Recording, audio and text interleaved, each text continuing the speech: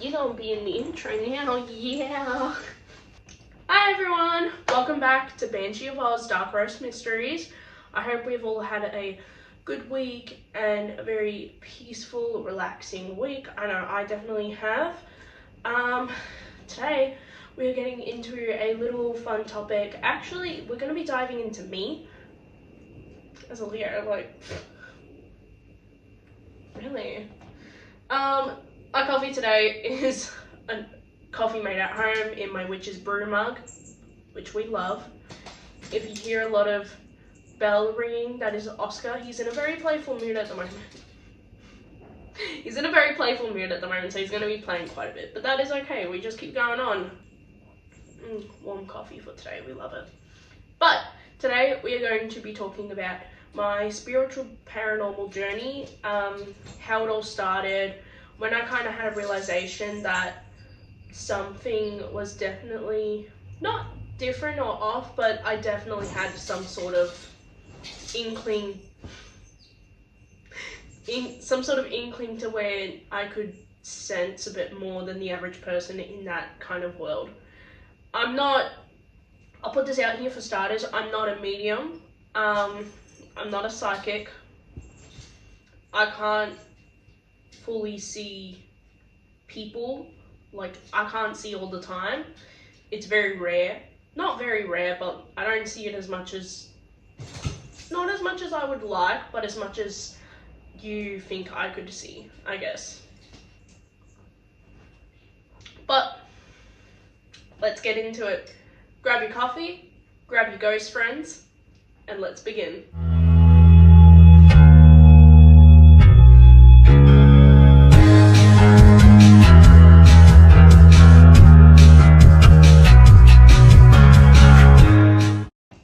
Alright, so everything began I was about 13 at the time, and it was, let me do my math. So everything started in around about 2015. I was going through a bit of a rough patch in my childhood. I was dealing with a little bit in school. I was, how do you say it? I could kind of see, I had a very active imagination. At least that's what I first thought it was. I could see things in my room. Like, kind of like how kids do. They're like, oh, mummy, I didn't have imaginary friends. That was the one thing I didn't have. But I could, like, late at night, if I couldn't get to sleep, I randomly would see this ball of light flash into my wardrobe, and I'd be like, huh? And I didn't know what it was until 2015, when my nanu, that is Maltese for granddad, my nanu tragically did pass away. That was a very eye-opening moment for me, because we were very, very close, and any of my family is watching, they know that we were very, very close. It was a very sad time for me, obviously, but the day that the funeral came around, when everything was normal, when we went to the funeral, everything just went normally. And then all of the family went to my nana's house, just so that she wasn't alone. And we all just kind of talked about my nana's life, all the kids were playing around. I'm still a kid, mind you, technically. I was 13, I'm still very, very young at the time. It was hitting nighttime around about the end of the night. I was watching my sister play in the backyard, just out there at nighttime. And I noticed like a white, something just bright. It was like a flashlight kind of, just in the backyard so it was where my nanu had this like just chair that he would always sit in the backyard at his old place in Torquay, and down here sorry y'all, I thought it stopped recording. That's okay though. But yes, I saw this It was kind of like a flashlight, but it wasn't in the shape of like a ball, like a flashlight does, kind of. It was in the shape, and I couldn't make out fully whether it was a person or not, but then I kind of stared at it more and realized, oh, it looks like someone sitting in the chair. So my nunu had this chair that he would always sit in the backyard, and he would always smoke a cigarette or have a can of Coke. And I fully, like, I don't know what it was, but I just knew in my head that it was my nunu. I told my mum about it. I don't think it was long after it happened, I told her. I think about maybe a few months later, I told my nana, and she wasn't shocked that that happened, because she goes, you two were very close, and she's like, I think you definitely can sense things. And I was like, okay. I didn't really think too much about it. I wasn't too into the spiritual thing there. But now I'm 23 and look at me now. But we digress. I started getting interested into the paranormal at about the age of 16, because that's when I truly, like, in my high school years, I started watching horror movies. I started getting interested. I watched the first Conjuring, and I was getting really into it. And then I would realize that I could start seeing things at about 16, 17. And this was before I ever went on a paranormal investigation, which was quite funny. My mum's mum, so my nana, she's very spiritual herself, but more in like the Jesus way. I don't know if that's right to say. But like at the end of our years in dance concerts, or sometimes like she'd gift me things like crystals. I keep a amethyst tree that her and my auntie gave to me as a gift. At one point, we've been to like witches' fairs and stuff and all that before. My nana loved to go to do tarot readings and get like readings done and all that stuff. And it was kind of, alright, I'm not gonna lie, it was kind of all a blur between the years of after the event happened of me seeing my nunu until my first paranormal investigation, because anyways, skip forward to my first paranormal events investigation kind of thing, and this was where I kind of realized, oh, not just I can see things, but I can sense things too, and that, oh, the paranormal is a real thing. Because I wasn't fully into it until this event happened. So we went to Aradale Lunatic Asylum in 2019 for my 17th birthday. My auntie gifted it to me for my 17th birthday. And we went to Aradale to just do a history tour. And they do this little thing where they have a 3-story building, and it's the nurses' quarters where the nurses and like doctors would live and stuff, and their families could stay in. Our amazing tour guide, if she's watching, hey, I don't think she is, but it's fine.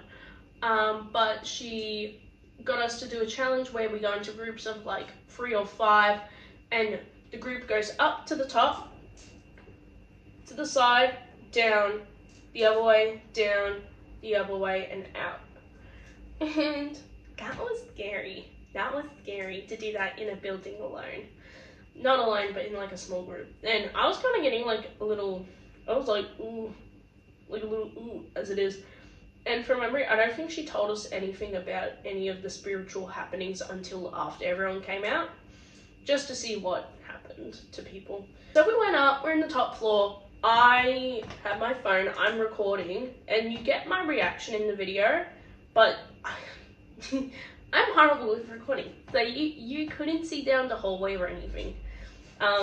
So you don't get to see what I saw, and you never notice.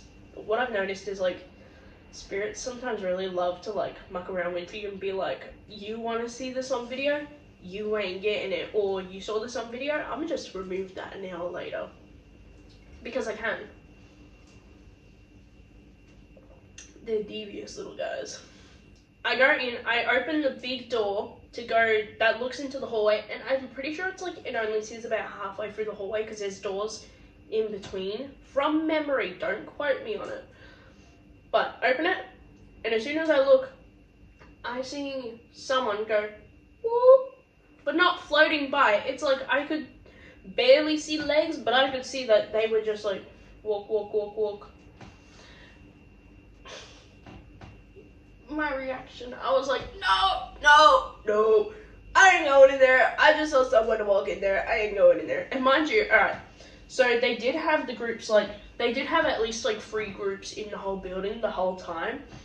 But it was like, by the time the second group has gotten down to the next floor under, the first group gets to go up. So there should be no one on that floor, mind you. There should be no one on that floor. And the funniest part about it, there's a shadow man in that building. Oh, right. Thanks, guys. Thanks for telling us that. Especially after, I was too scared to tell anyone. So, like, in the video, I said, like, no, I just saw someone go past. I ain't going in there first. And that was my first reaction to, like, seeing things. Now my reaction is kind of like, I do a double take and then I'm like, okay, I'll keep it to myself. Which is not the best thing, but it's fine. Anyways, we did that. Nothing else really crazy happened on that tour, I'm not gonna lie. It was pretty much, they just tell you stories and stuff the whole time, but that was it. The one thing I've noticed though is every time I go to Aradel, something always happens. It's great. And it's either we catch a photo or we see something or something happens and it's like, oh, great. Right, yeah. Just love when that happens, don't we? But, yeah. So, after that, I think around about the year after, right before COVID lockdown, so not in 2020, right before COVID lockdown, we actually went back, and we went with same amount of people, but my dad invited like some work guys, which was fine. One of them was just absolutely drunk off his tits. So we get there, that guy's like real.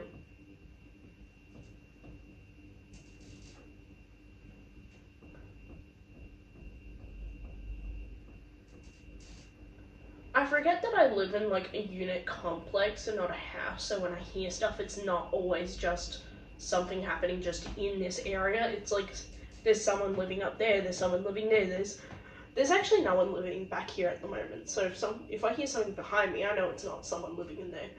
But fun. But we digress. We get to the end of the night. My dad and all of the work people, they're like, oh, we're just gonna sit here. We're so tired. We can't walk anymore. This was a 4-hour tour. And I was like, guys, you know what we were setting up for? And you guys decided to drink. That was your choice, but like, man, fair enough, I guess. Anyways. And now I've got my dad doing overnights with me. Yep. But me, my auntie, and her friend, we're in the women's ward, and we go to, it was where all the beds are. It's kind of like this little kind of like community room area. It's not crazy big, but it had a fireplace, and we were sitting with the tour guide on the spirit box, and we were asking questions. I had my phone recording. If I go through my recordings, I will see if I can find it, because it's quite interesting. I will say that. It was very interesting to have. But we were asking all the questions and stuff, and then I didn't get it until I got part of the sentence, like when we were there, but when I actually properly listened to it the day after, I realized what it said. But it was near the end, and we heard "get out," and we're like, all right, we don't want to really like antagonize it too much. It's the end of the night, like they're saying, please go home. I listen, and I get, you need to get out, and I was like, why?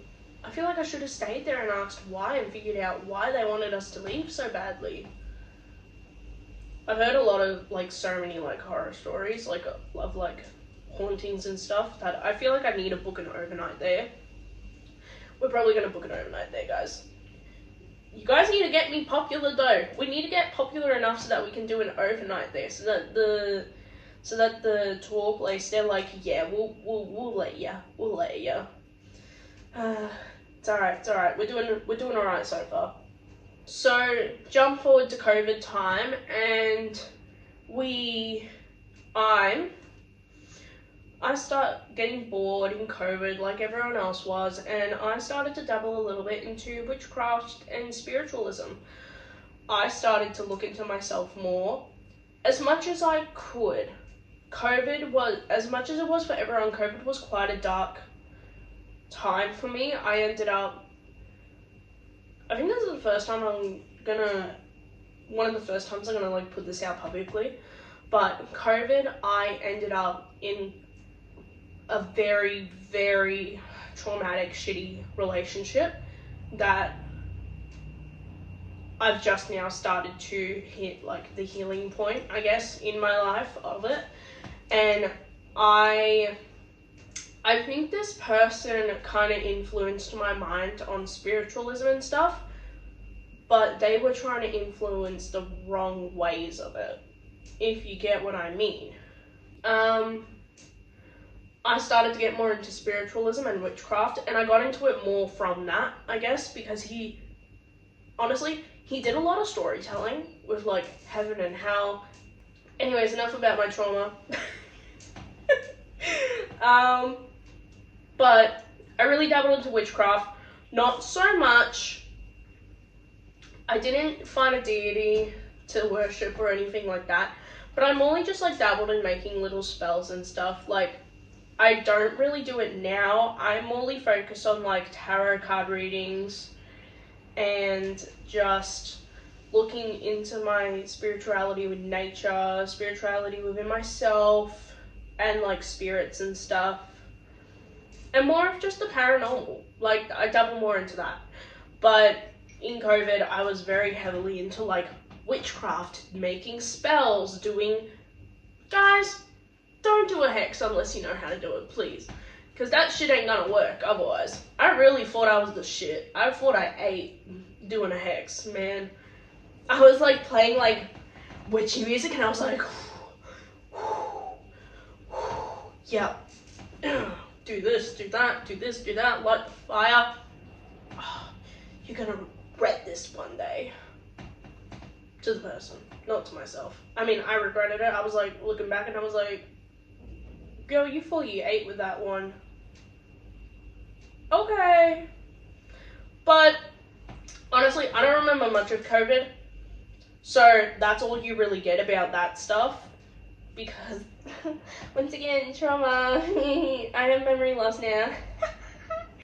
In 2021 as well, I'm pretty sure, we went to Pentridge Jail. Me, my auntie's friend and her husband, I think it was. We all went to Pentridge Jail, and that's in like near the city. It's in the inner city suburbs of,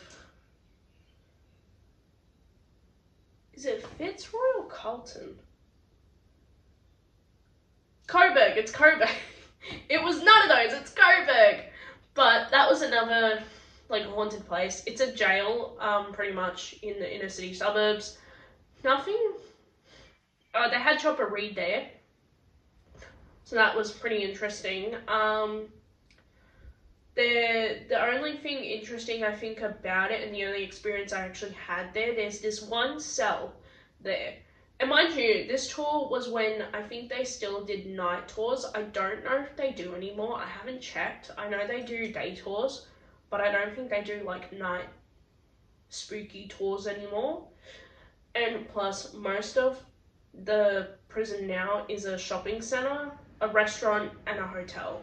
So, I mean, hey, this is going to be for the people in my TikTok comments that said it's not scary because of that stuff.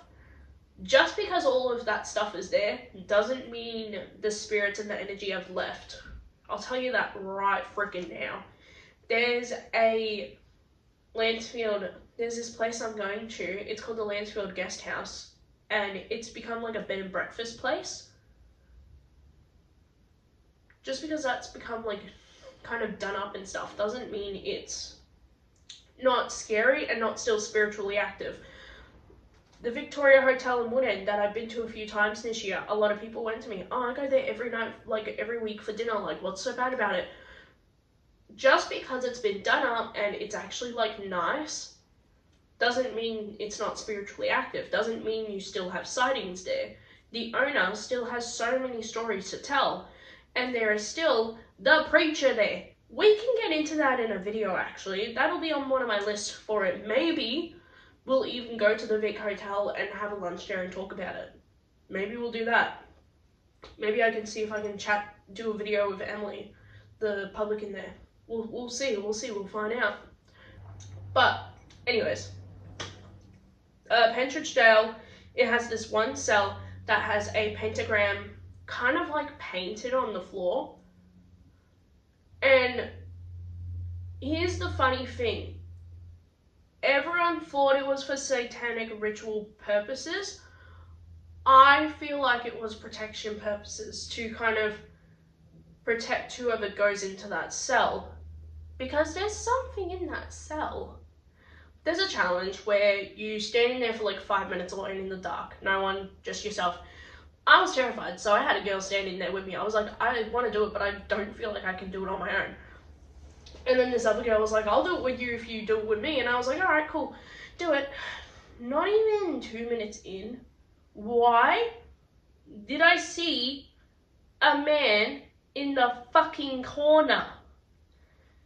He was darker than the fucking room. And why did he have his hand coming up to me like this? I'm sorry, just imagine fucking you're there, you see a man in the corner just standing there, and then you see this. And mind you, this wasn't just like going to like touch it like shoulder height. It was going for my fucking face. Do you believe that?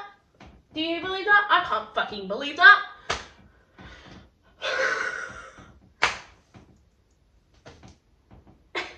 But yeah, great, isn't it? So yeah, that was just a fun little thing that happened there.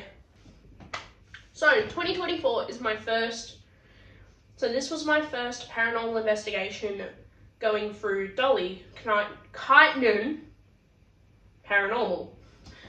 And we were like, all right, done, let's go do one. And like, this was my first ever time doing an overnight. I was shit scared. I will do a video about Bishop's Palace, so I'm not going to get into crazy detail, but a lot happened that night. And I think this is the place where I've had the most activity, so we will definitely be going to do an overnight there. Yeah, crazy. So, pretty much, you get there, and mind you, you can feel the energy of this house. It is insane. You rock up, it's this amazing view. It's literally a miniature palace in a sense. But this was like an old bishop's house where all the old bishops used to live. Like, for years and years. And now it's just a fucking Airbnb. Like, what do you mean? Like, it's beautiful, it's beautiful. I would just go back to stay a weekend there. Honestly, I would stay a week in that house. I'd be terrified the whole week, but I'd stay a week. One thing I noticed when I got there was that there were crystals under every bed. That was Dolly's protection. because you need to be protected in a place like this because you are gonna take something home if you've not. There's an ugly priest there, which Brayden and I delved into, not some history of, but we've kind of like concluded a little story in our heads, and we want to go back and just see if we've made the right guesses about it. A lot of tragedies have happened at this house. A lot of deaths have happened at this house. This place is filled with a lot of energy, and in the daytime it's not. It doesn't really feel crazy, but once it starts hitting like the afternoon to like sunset, you can start feeling the shit, and it's just, ooh, it's crazy. We turned off all the lights and we started the investigation. I caught something on the SLS app on my phone, I'll say. So like, don't take it into anything crazy, I guess, because you never know, it's on the phone. But there was something hanging in the hanging out in the window, and I was like, what the fuck are you doing all the way up there, mate?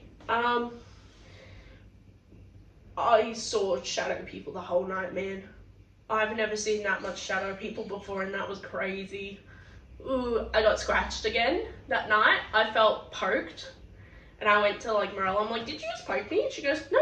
And I'm like, I just felt like someone poked me like really hard.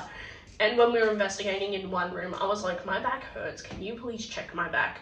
And obviously, when I saw that I got scratched, I freaked out. I went out and I cleansed myself quickly. I was like, nah, I feel yuck. I don't like that. I feel yuck. It's crazy. And then alright, so this was gonna be more later in the night. So around about like 3 in the morning, we decided to have a moment of silence. So we're like, alright, we're gonna just be quiet and just let you guys just do your thing. Just imagine we're not here. We're sitting at this table. I kid you not. Me and Morel are the ones that heard the most, I think. But we heard someone walking upstairs. No one's upstairs. It clearly sounds like someone fucking walking upstairs. You can hear the floor creaking, but not in the creak of where like the house is just old. It was step, step, step, step, step around the floor. And then, oh, it's raining. Nice. And then not long after, we're hearing in the kitchen, mind you, it's a little bit of a walk to the kitchen. You gotta go through a hallway, through another room, and then a tiny hallway to get into the kitchen. We can hear people talking. We can hear women talking. Like, but it wasn't really like you could understand what they were saying. You could just hear banter. And it was like, what the fuck? And around about this time, I've kind of dabbled more into, just to like put this point out there, I've dabbled more into spirituality. I've always been a spiritual person. So I've never lost it or never stopped doing it. I'm always putting intentions in my mind. I'm always putting my intentions out into the world. I'm always trying to feel energy and stuff. It's a bit of a draining thing, I will say that. It's a bit of a draining thing some days. But yeah, that was a crazy night though. I didn't sleep. I fell asleep at the fucking table at like 4 in the morning, and then woke up at 6 in the morning and went to go find my partner, and I'm like, babe, where are you? Why is this man sleeping in the most haunted room? Like a baby. Like a baby. He's sleeping like a baby. I just went to lay on him just so I could try and get a nap in the daytime. I couldn't. I just felt like someone was sitting on, there's like a couch next to the bed, and I felt like someone was sitting there watching us. Like, what are you doing on my bed kind of thing. And I was like, ugh, I don't like that. Yeah. Dolly came that morning, collected all her things, cleansed the place, and then left. Then the next thing we went to was Vic Hotel. We went to the Vic Hotel, and then The Vic Hotel was quite crazy in a sense. Mind you, it wasn't even planned. I literally got a message that day from Dolly being like, hey, you want to come to the Vic Hotel? Like, I just pay for like one ticket and you can come and have dinner and do an investigation, like if you got nothing on. And I was like, we got nothing on. I think literally the night before we were drinking. So we're like, honestly, we don't care. We'll come for dinner. And I loved it. I loved it. I want to go back just to honestly just go have dinner and not do the investigation. I would love to just like go there and feel the good vibes. And it's not that there's not good vibes there, it's just doing the investigation. There is an ugly thing that tries to get into the Vic Hotel. And he's very persistent. Every time I've been to the Vic Hotel, I feel like he's trying... you can feel the dude trying to get in. You feel like you're kind of surrounded in a sense. I was not attacked, but he kind of like aimed for me once because Dolly's daughter Asha, she goes to me, she goes, just letting you know, he's out in the window next to you. And I'm like, okay, hey babes, how are you? I hope you don't remember me. But, yeah, I need to put Dolly's link in if I can because she's pretty sick. Her tours are pretty awesome. I'm not gonna lie. I have a tour next month. I have an overnight at Lansfield Guest House. Oh, Port Arthur. So in June of this year, me and Brayden went to Port Arthur. He surprised me for our 3-year anniversary. How nice of him. Such a good boy. But he surprised me for our 3-year anniversary, and pretty much he booked us a night tour at Port Arthur for the first day there, and I was like, good man. And mind you, he also booked like different Airbnbs for the night, and they were all in these like cottage looking houses. I loved it, but the first place we stayed in, you could tell something was there. I couldn't walk around that house alone, I'm not gonna lie. I was a bit scared to walk around that house in the dark alone, and I saw things while we were there. I literally went to Brayden at one point. I was gonna go get my fucking phone charger from the room, and I go into the room. I see someone standing on the other side of the bed. Hello? Who are you? What are you doing here? No. We don't accept that here. So anyways, I go to him. I'm like, babe, I was like, oh, and he was like, yeah. And I'm like, there's someone in the room.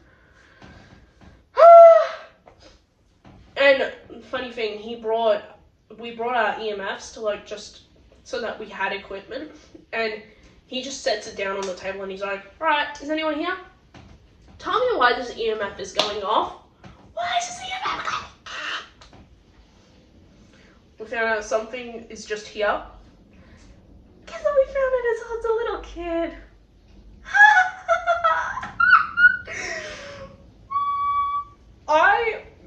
The one thing I will not tolerate is child spirits. I don't trust that stuff. I don't trust child spirits. Because you know why? Because they are always, 90% of the time, demons.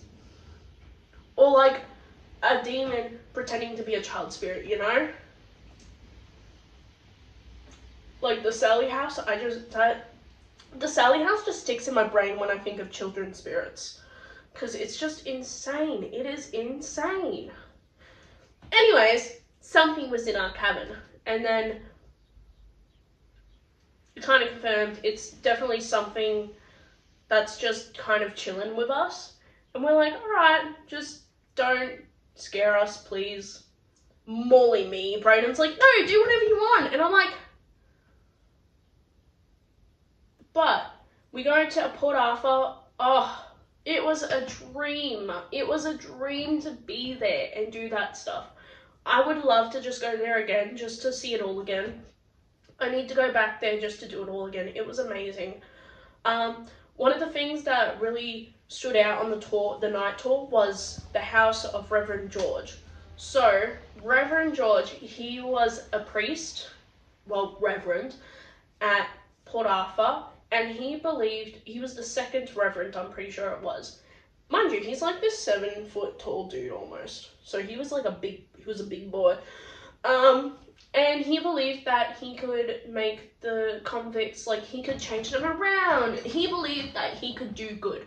Which, good. We're glad he wasn't evil in his lifetime, because he could have been evil in the next, you know? But he passed away in his bedroom in his house, and because he was so big and the house he lived in was so small, they couldn't take his coffin up in one piece. They had to take it all apart, take it up, reassemble it, and put him in it, and then they realized, we can't get him down. He's too big. They literally had to hoist this man outside of the fucking window with ropes in front of the house for everyone to fucking see. I would die again of embarrassment, you know? I would die again of embarrassment. Crazy. But, that happened. He was taken to Isle of the Dead, where I'll put it here, but where his, tombstone is. Tombstone or sarcophagus, I don't really know what to call it, because his grave was above ground, which I found creepy, to be honest, I'm not gonna lie. When I saw it, I realized how big that man was. That's 2 of me. 2. What do you mean? Crazy. But when we were there and the tour guide was telling us the story of Reverend George, I'm hearing this faint voice behind me going, Reverend George, are you here? Reverend George, can you communicate if you're here? I turn around and I see Brayden standing there with the EMF. Reverend George, if you're here. And mind you, it didn't look like he was doing that to mess with me. It looked like he was in a fucking trance. It looked like something went into him and it's like, you're gonna do this. I went to him and I'm like, babe, what are you doing? He goes, summoning Reverend George? And I'm like, why? I don't know. You don't know, bitch, the fuck?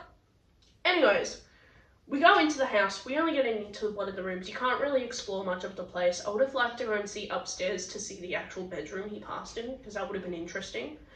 But you're not allowed to, because so much happened in that house spiritually. That's great. We got told about all the stories that happened there. Oh my god, this house is fucking haunted. You want to stay in a house at that place for the night? Stay there. Or the prison that's still intact. Stay in there or the prison. You're gonna get something there, I'll tell you that. We were leaving the house. I step outside, and in the room across, so we stand in this little empty room, and then across there's a room with a bunch of artifacts in it and stuff. I walked across that room and I just took my flashlight and just had a look, just with my phone flashlight, I just had a look, and when I went like this, I saw head, that much, cut everything under me off. I saw that much of someone. And the closest thing I could have related it to was Lizzie Borden, but kind of more box heady shape, slimmer in a sense. And I had to do a double take. I was like, I didn't freak out, I didn't scream, but I felt shaken up. I was like, in the Conjuring movies, that one scene of where Lorraine's daughter sees Valak in the hallway and she's just frozen. That's how I felt. That was my genuine reaction. I was like, because mind you, it didn't really stay there when I was looking. It was more when I moved the camera and I took a double take and it wasn't there, and I was like, ah! And then I went to Brayden. I'm like, I just saw someone in there. I just saw a head. I just saw someone. And then on the tour, I couldn't stop thinking about it. I had to find a picture of Lizzie Borden to just show Brayden what it looked like. And I was like, that's what I saw. Just a bit slimmer and maybe a bit more boxy, but that's what I saw. And he's like, all right, we'll go back tomorrow and we'll go and have a look at it in the daytime and just see if maybe you just saw like a reflection of something, or you saw like one of the picture frames or something. We had a look. There was nothing that looked like it at all, and there was no picture frames in where the head was. So that was my first time seeing a proper detailed apparition. I was so excited, but I was also like, what the fuck at the same time. And luckily enough, we actually found the tour guide that we had the night before in the prison part that was still intact, and I went to him. I was like, I need to tell him this. I just need to know if he knows anything, because even if he doesn't, I just want to tell him, just because it was awesome to like know. And then we tell him, and I'm like, hey, just like, I don't know if you saw me hang back, but like I saw this, and like, let me get it up on my phone. Like, this is the closest thing it looked like. I showed him the picture of Lizzie Borden, and he goes, that's Reverend George. He goes, yeah, honestly, that's like the closest thing you can get to Reverend George. That's like a female version of Reverend George. Because then I got a picture of Reverend George, and I'm like, they look similar. They look similar. Because I thought it was a woman, Morley. No, it was the man.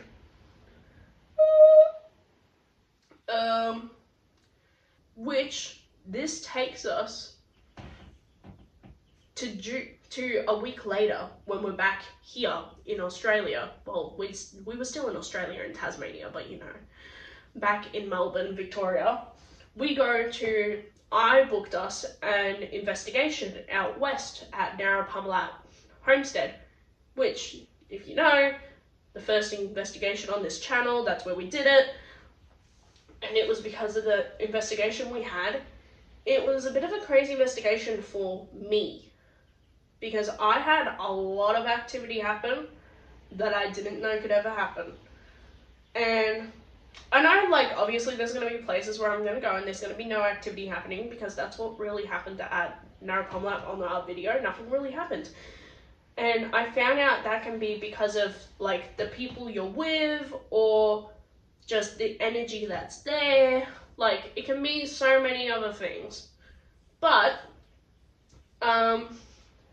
we went, and we go, and before we get, as we're rocking up, we come in, and Dolly was like, oh, I don't know if it was before we got inside or when we got inside, but Port Arthur was set on the spirit box. And I was like, oh, interesting. The whole night on the spirit box, we were getting words like Tas, as in Tasmania, Port, Reverend, George, Arthur, Massacre, Reverend. We were getting all words relating to Reverend George and Port Arthur, and we're like, what the fuck? During one of my Estes methods, I'm feeling like there is someone literally laying on my back. But not in a point of where it was pressure, it was pain.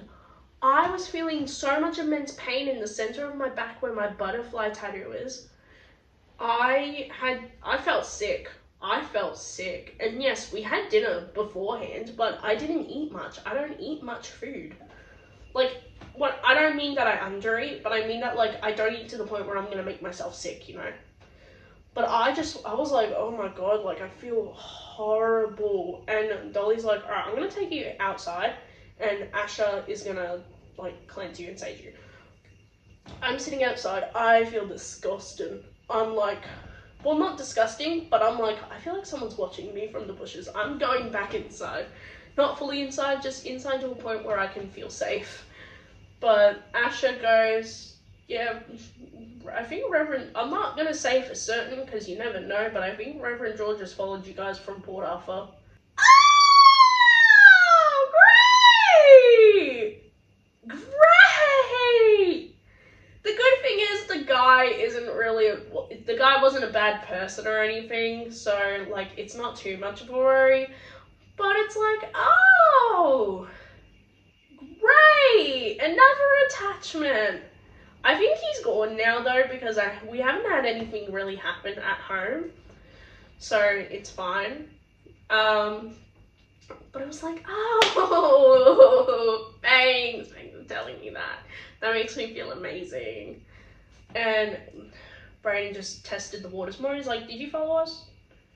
Show me a sign if you followed us and stuff. Which, I mean, like, I'm not mad at him about that one, because I was like, yeah, just find out. But Reverend George was a good guy, so not too mad about it. Yeah. Crazy.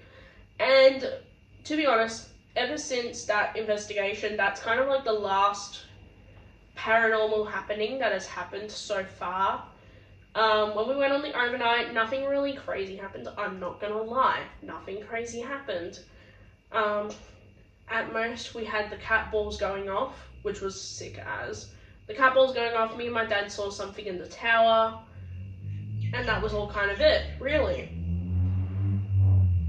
Yeah. But, yeah. I'm kind of continuing, well, obviously I'm continuing on the spiritual journey, because I want to double back into where I was deep in there. I want to double back into the tarot cards and readings, especially because I'm in this better place now mentally and like physically, I guess. But I'm in a better place now mentally to where I can focus and put the right energy into all these things. So I kind of just, you know, you get what I'm saying? But yeah, our next investigation is next month. I'm so excited for it. I know I've said that a lot, but it's like, when I don't have an investigation for a while, I'm like itching just to get back into it. Financial situation is a bit crazy at the moment, and I know I said we were going to go out somewhere, but we have a special video coming up next month, the investigation, and I'm having a special guest on the Dark Roast Mysteries show, so keep a lookout for that one, and I will see you guys next week on the next episode, and just remember to stay spooky. Bye guys!